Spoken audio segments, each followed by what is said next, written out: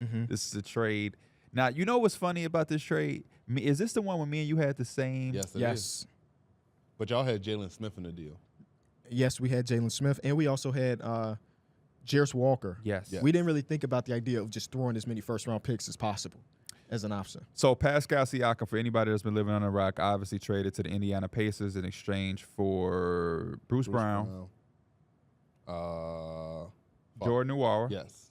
Like 3 first-round 3 first-round picks, 2 in 2024 and 1 in 2026, and in exchange for Pascal Siakam. Also, Kira Lewis from the Pelicans goes to the Raptors, and the Pacers get a second-round pick, and the Pelicans get cash considerations, which always, since I was a kid, makes me try to figure out. What does that mean? I just wish we knew the amount. Sometimes they will say, but like, did they just get in that trade for $60,000? They might have, because they did it to get under the tax. They were one contract over the tax, and now they was like, you know what, Kira Lewis Jr. don't even play for us. We already got a bunch of guards. We'll just put him in another deal so we can get under the tax. So it might have been like $1 because you need to get something in return. It was one singular dollar. But essentially, to the point Darrick was making, me and KB, our trades thought that they was going to get something a little bit more, you know, a few more players. So for them to be able to pull this trade off, Indiana, without having to give up on Jarris Walker, who we talked about are extremely high on. Their fan base is extremely high on. They didn't give up Jalen Smith, who I think has been having a really underrated season. Obviously, they weren't going to give up Benedict Mathurin. They didn't give up Buddy Hield, who this entire year we've just been waiting for Buddy Hield to get traded. They didn't give up Nembhard. They really kept not only their core, but all of their depth, and they really out and added an all-NBA player. Thoughts? I'm excited. The Raptors, I'm just excited that they actually bit the bullet. They went into this direction. Started with OG. Now they got Siakam out the way. They also have Bruce Brown, who I think is a valuable asset out there on the market when you talk about contending teams. I think that they could possibly flip him, maybe even get another first-round pick, maybe Treat him like a pancake. Yeah, I think they went into the right direction. They capitalized like a lot of teams rebuild. And for the Pacers, last night you saw Siakam debut, and you just saw a different element that they never had before. They have a man that they could dump the ball down to on the block or in mid-post, and everybody just move out the way, let him do his thing. And he can either make a play or he can get the bucket. And it's just a different element than having Tyrese dribble, pound, pick and roll, constant. It's similar to like, he kind of plays a similar mode to what like how James Harden did a little bit, kind of where he's like the facilitator, the engine, creating everything. And now he has someone else who could just do it in a different way. A little bit more movement, but yeah. Does this make the Pacers a contender or a pretender? No, pretender. Yeah, they're still a pretender. It didn't move the needle for me. For the Raptors, I think we've been talking about the Raptors. It's just good that they're kind of moving on from what they had. So I'm just kind of glad that they're doing that. For the Pacers, we've seen it, and you can tell like it was definitely the right move in terms of like how he can fit. A lot of times he was either getting the rebound and going, or he was like, if Tyrese had the ball, he was looking for him in transition. He got him at the 3, and you even see him like they were getting him the ball a lot. Like they were looking for him, so you could see that it could fit, and they want to play with him.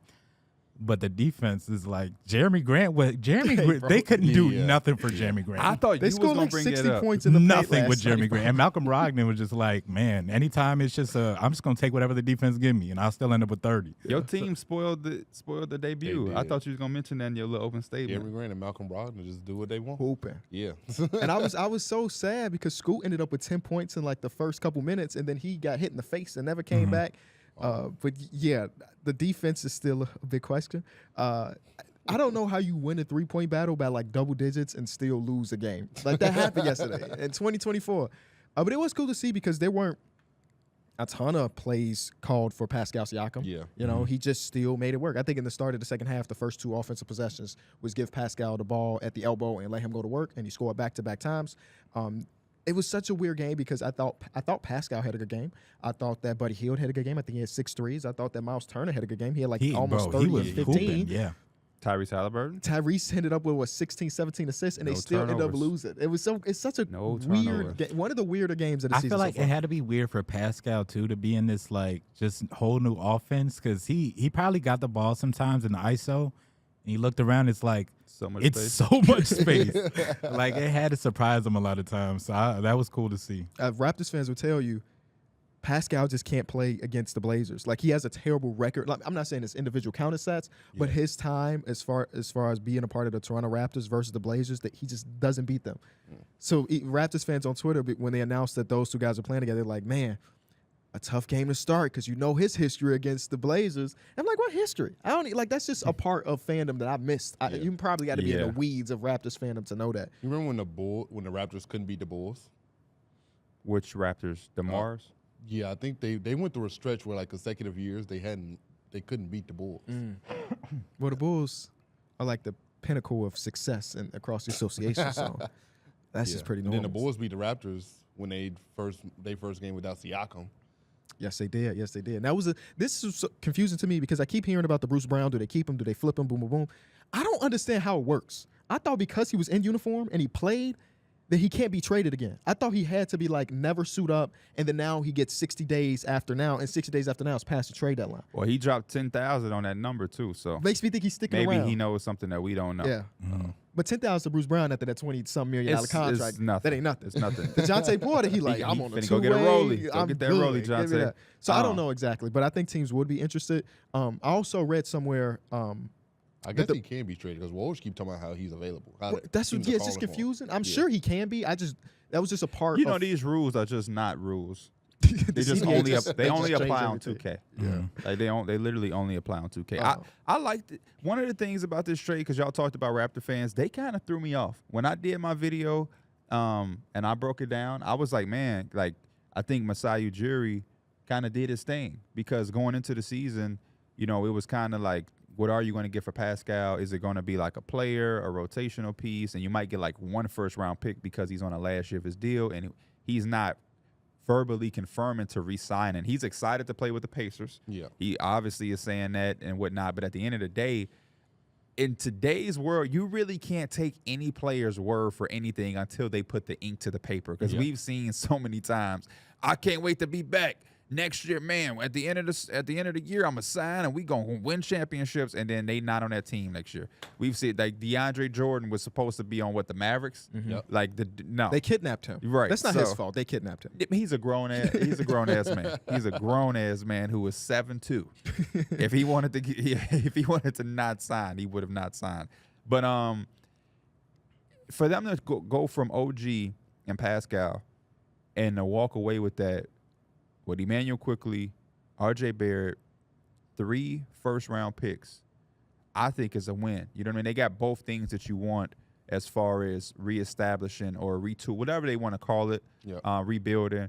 You got some current things that can help your current core, but then you also got some draft capital, which I think is the best of both worlds. And again, I think a lot of Raptor fans forget Pascal, you know, this deal is like the best you can get. It wasn't like 17 teams were like calling the phone down, and I don't know too many packages that were better. So to end up with 3 first-round picks, I know you didn't get Jarris Walker.